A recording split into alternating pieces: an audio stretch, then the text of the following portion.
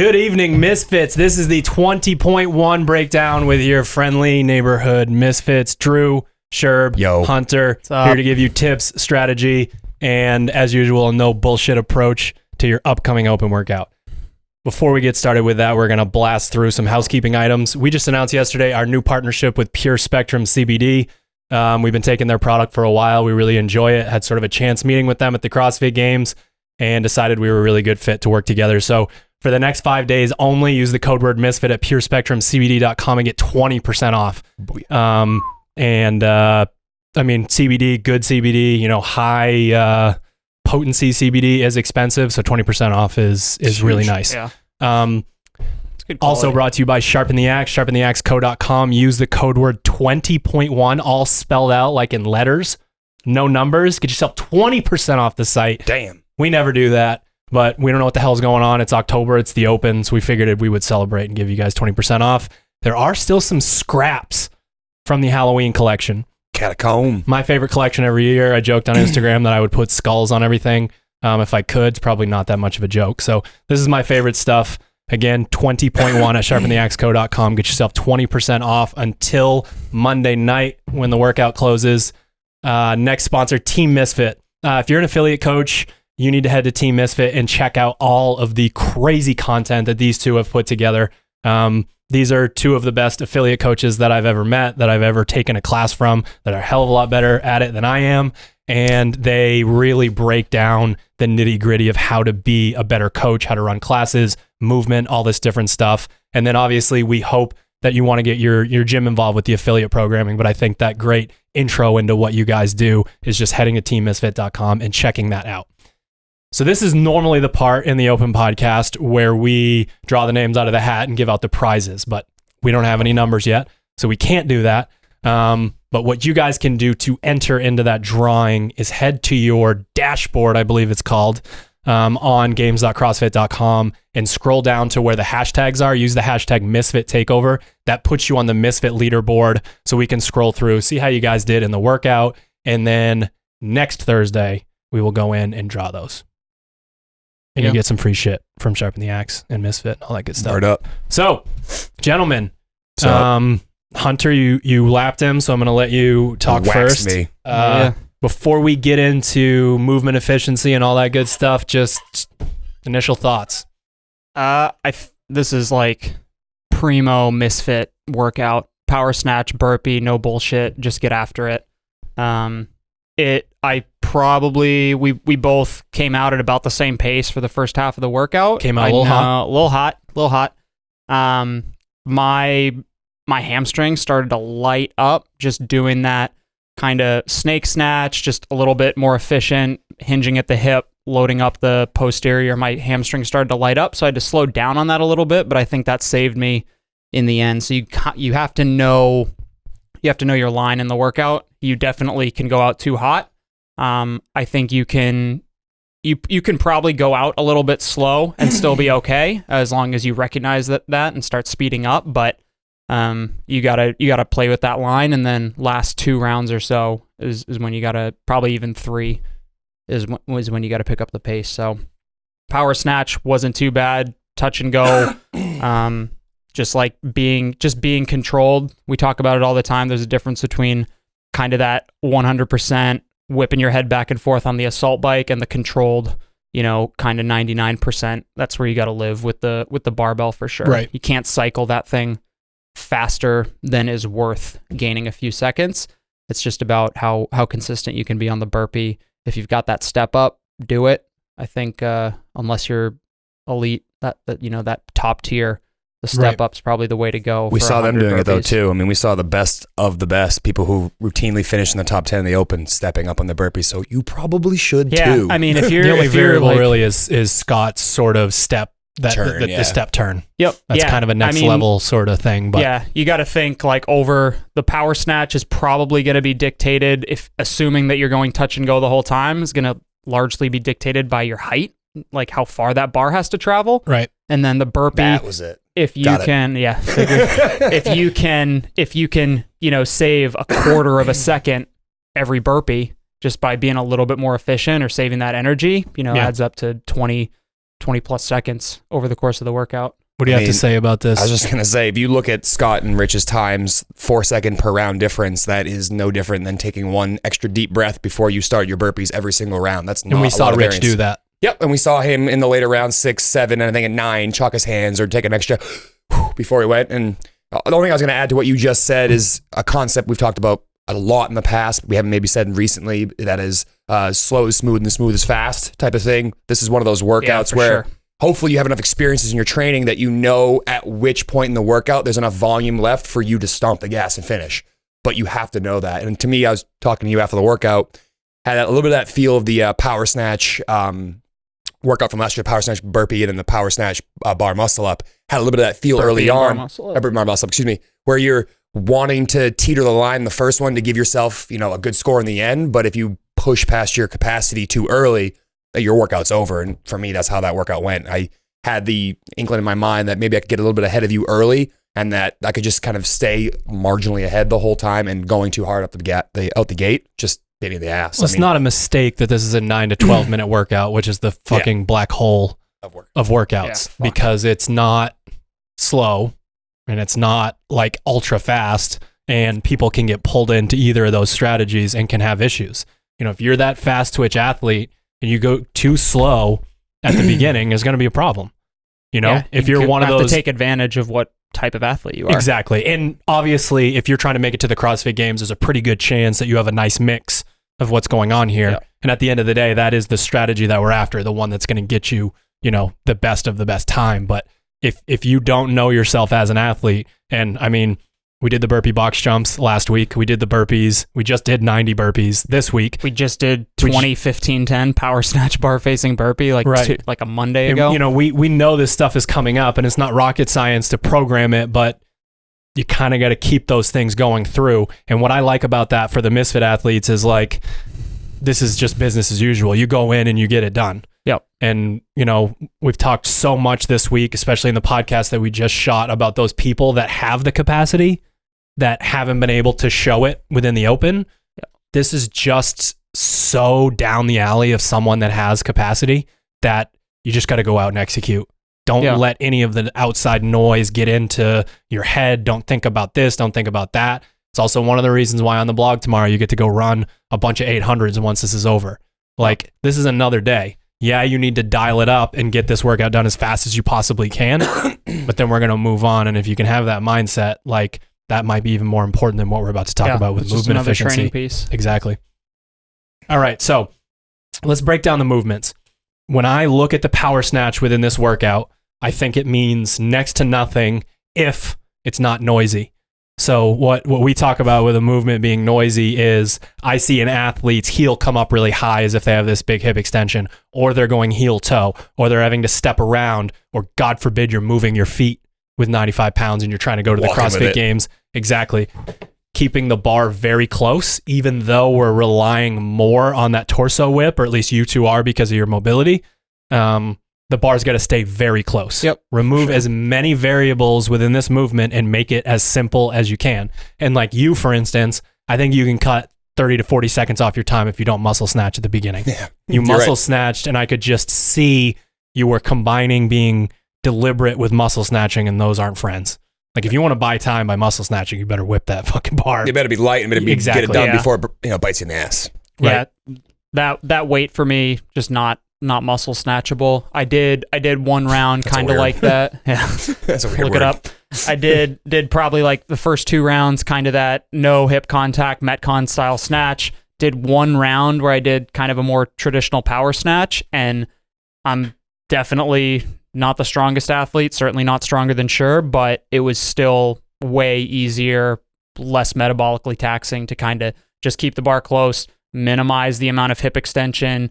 You can pull with your arms a little bit, get the hip hinge and hip like extension involved, and use your arms to pull, because your arms don't that's not the same kind of muscle group you're using for the burpees, and you're not blazing through the burpees fast enough for it to matter. So the only thing I was going to add to what you were saying, kind of about the hip extension, moving the feet, this should feel a lot like a kettlebell swing for a lot of athletes, except for the only difference is that you might tuck yourself under at the very top.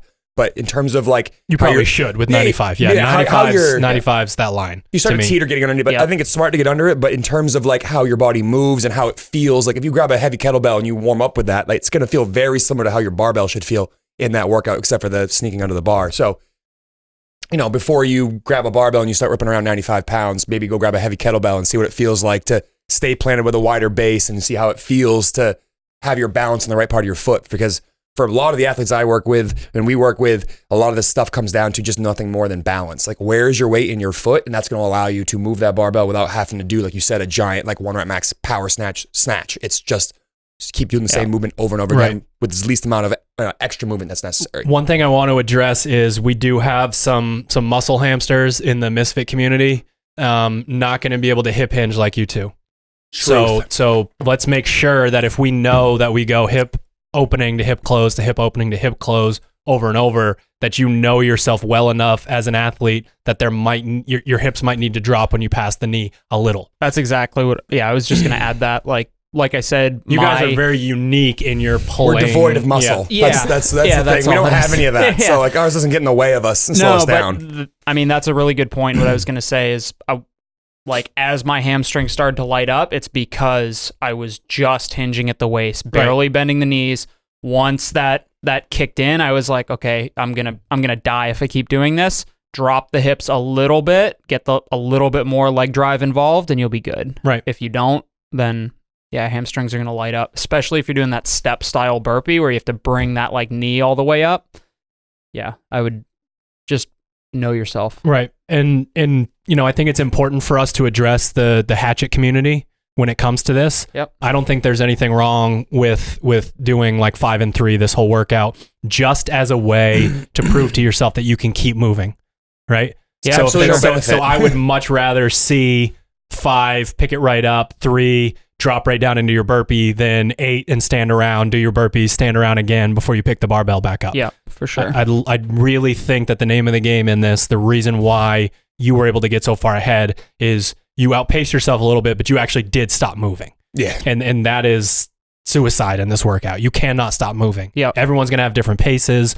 People are different sizes. There's different techniques when it comes to your footwork and the burpee. You cannot stop during this workout. So you can out fitness. I mean, someone with better fitness than you, and you don't stop moving, you can beat them just based on the fact that you were tougher on that one part of the workout. Like, right. That is as simple as that. If you don't stop moving, you could have less fitness than your counterparts and beat them just because you were tougher and said, hey, I'm going to move at one speed the whole time, but I'm not going to stop. Right. You trying to say something, dog? So the burpees, trying to find burpees themselves, I love talking about like going deep into technique on simple movements because people overlook simple movements. People overlook the open movements, the burpees, the wall balls, the double unders, the box jumps, box jump overs, whatever it is. And they're obsessed with getting their muscle up. Talk to box jump overs with absolutely perfect.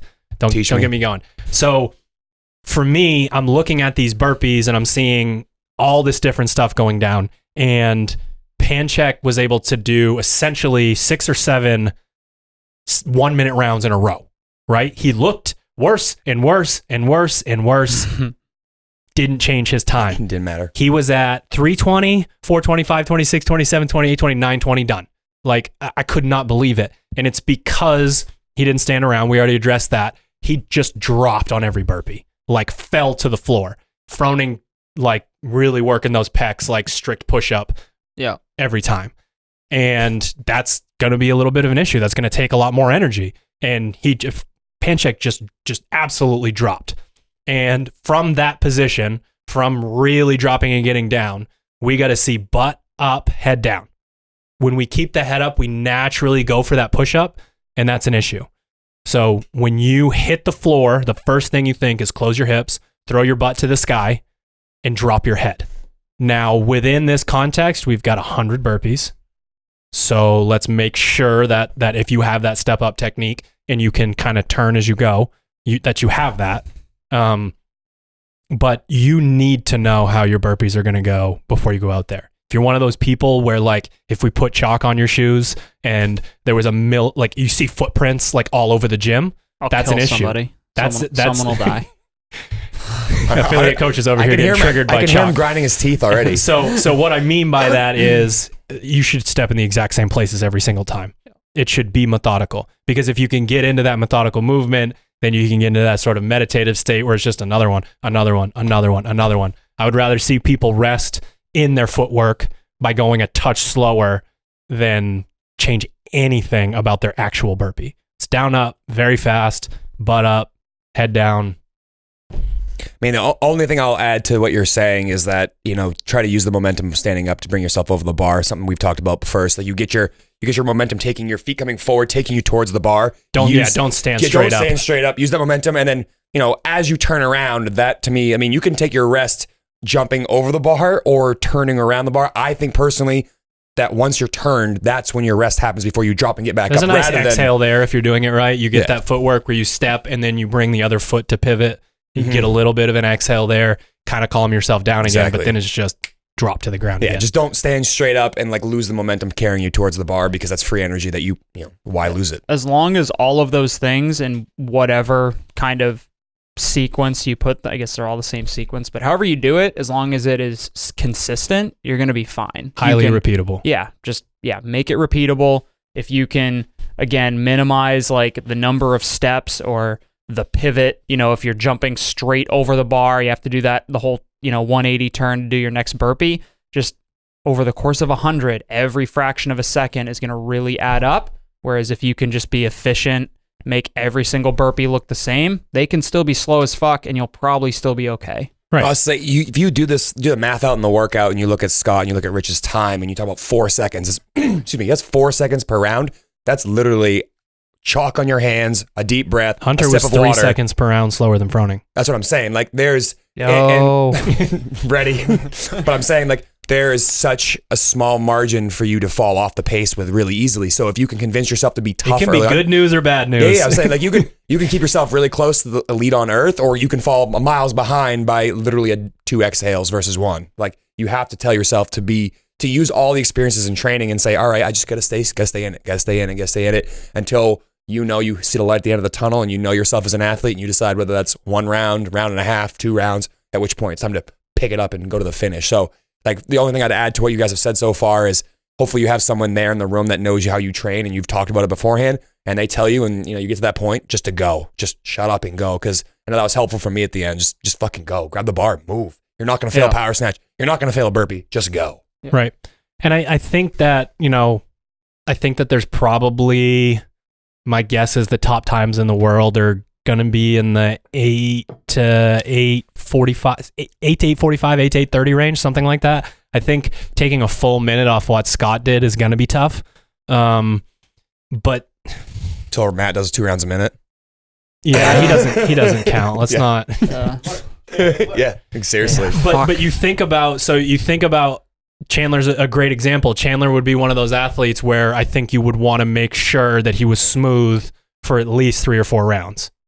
Like his capacity is unbelievable, but you still need him to be within himself for a little bit of the workout. You feel really good for the first couple rounds, but that is a blessing and a curse. Right. Yeah. I mean, the funny thing is you guys completely traded positions halfway through. You looked completely fine going fast.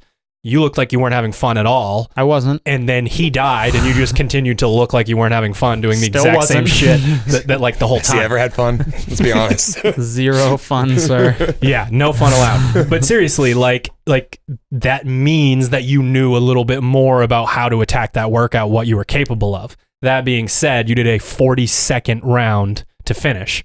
So my question is there, some faster rounds towards the end where you just can't send it? So what? He's saying turn it up earlier. Panchak died his way through his 10th round at 1 minute. Yeah, and you going again. Did it 20 seconds faster. That's what I mean. That's just because of the burpees. Like 10 burpees for time at the end is the end. So I think it would be more indicative if I sped up on round 9 and if I could have held that burpee pace, 40-second round twice, which hindsight is 2020. Yeah, maybe. Yeah, looking back, I think the last 2 rounds, I took a breath before I picked up the bar. The 9th round of burpees were the same pace as round 4. So yeah, I think I could have sped it up. Maybe just speed up a little bit on average over the course of the workout. Now knowing how it feels and be in the 10-minute range. Yeah. But yeah. If you do it correctly through the first few rounds, you can definitely speed up on the last 2, maybe 3 rounds and be fine. But if you do it too soon, then yeah, I guess you'll just kind of survive through the end of the workout like Panchik. I guess my point is that this is, no matter what, at least an 8-minute workout. So if you have Fran in mind, if you have 400-meter run in mind, even if you have a mile run, these are just not those same time domains. Yeah, no. Your body doesn't necessarily work that way. And we've asked athletes for a year now, maybe going on 2, to work their ass off on that aerobic engine. And that's the thing that's going to carry you through when you're starting to slow down a little bit, but you don't stop, both mentally and physically. For sure. Like that sort of engine is the thing that's going to carry you through. And knowing that going into it, I think can give you a little bit more peace of mind. Because you go out and send it, like full Travis send it, there's going to be a problem. Yep. And I don't know, I haven't talked to Travis about this yet. I don't know if he's going to say, I'm going to get 5 rounds done as fast as I can and see if I can not get past. But I do not believe that any form of sending it in this workout makes any sense at all. Not until the end. You know, there are some people that'll look like they're sending it, but they're just really fit and they can do that for 8 minutes long. Yeah. Final thoughts. I feel like that was it. Don't, be smart. You got to know what your capacity is. You can, it's long enough where you can kind of ease on and off the gas pedal as you go, as long as you don't stomp it from the start. It's not too late if you find that you came out a little hot. You can taper it back a little as long as you don't stop moving, and then blast through definitely the last round. If you feel like you left a little in the tank, last 2 rounds for sure. I mean, I hate the whole draw a chart and I'm supposed to be at this point at this part in the workout, but I don't think there's anything wrong with saying before the workout goes, you get yourself warm and you try a round at a minute. And you try 1 round with a rest in between. Try a round at a minute, try a round at 50 seconds, and try a fast round and see how you feel across the 3, and try to figure out all right, what about that round at this pace or that pace made me feel pretty good, and know that essentially you can almost break this workout into thirds. The first third, the first 3 or 4 rounds, you stay within yourself. You get ready for the middle rounds, which aren't going to be very fun, but are going to be hopefully about the same speed. If you think about speeding up, you're probably going to stay at the same speed as you were in the first third. And then you get to the last third or the quarter, depending on who you are as an athlete, and know that that's when it's go time. And for me, seeing how that feels and figuring out what about my mechanics and my movement changes slightly at those 3 different gears can be very useful information going into it, so you know what you're going to feel like trying those rounds. And obviously 10 rounds versus 1 round is a very different feel, but playing with the style of the workout to know when that point kicks in and knowing what it feels like to do that could be very useful information prior to, because I know there's a lot of athletes out there that want to see other people go before they get their feel for it. But don't be afraid to jump into the gym and just try 3 separate rounds at different speeds to see, all right, can I be smart about this and do what we do all the time on the blog, try a negative split. I mean, 10 rounds is going to be really hard to do a negative split across 10 rounds, but you don't have to do 10 negative splits. You can do 1 or 2 or 3 of them, to figure out what that pace feels like. Yeah. Just to make sure that we cover the warm-up stuff, I love a longer primer type thing in the morning. So just letting your body know, hey, we got some shit to do today. We mean business. So hop on a bike or rower, whatever it is, 10, 15, 20 minutes, but really slow, very slow. We have the primer on the website. We've got 2 rounds, 15/12 calorie bike, 15 kettlebell swings, or 12 kettlebell swings. What we're looking for here is, not slow on the bike on the first round, but cruise on the first round. Yeah, don't get through sprint. those kettlebell swings. Do what Sherb was talking about. Really feel out that hip hinge and, keeping your feet really planted, being out over the kettlebell. And then let her rip a little bit on that second bike, do the kettlebell swings again. And, if you're afraid of this, if you're afraid of, oh, my heart rate got too high or my grip is whatever, rest 10, 15, 20 minutes after that before you do the actual workout. Yeah. We are perfectly fine with that. It's this idea of shocking your body with the Metcon that is really going to be a huge issue. Yeah, if you don't prime, you do not want that heart rate spike in round 3 because it ain't coming down. Right. I'll say, we went and ripped on the bike a half hour. As soon as the workout was announced and we knew what the time domain was, we and I went over and ripped on the bike a few times and moved ourselves around. And for me, it always helps to get that first shock out of my system. And there's an anti-anxiety element to it too. Yeah, calms your mind. Yeah. I know this feeling. I do it every day. Yeah. It's not a big deal. My final thoughts here, guys. Don't overthink this. You don't need EMOMs. You don't need some fancy strategy. You need to really think about how this type of workout goes for you in training and dial it up a notch, right? Don't go too fast at the beginning and be ready to send it. That Fran that I keep talking about is your final 2 minutes and 30 seconds. It is not your first 2 minutes and 30 seconds. That final 25% of the workout can dictate when he's within 30 seconds, no offense, of Rich Froning. We're going to be jam-packed on this leaderboard. Yeah. So when you know you're in your final 25% of this workout, make sure your judge is telling you what's going on. Make sure you have the right people around you to really pick you up and send you into that end. And I mean, get it done right the first time. You're probably going to redo it. You may or may not do better. Get it done right the first time and you'll be happy. Word up. Good luck. Send it. That was 20.1 breakdown with the Misfits. Don't forget PureSpectrumCBD.com. Use the code word Misfit for 20% off for the next 5 days. SharpenTheAxeCo.com. 20.1 all spelled out. Also 20%. We are excited that the Open is in October. Peace.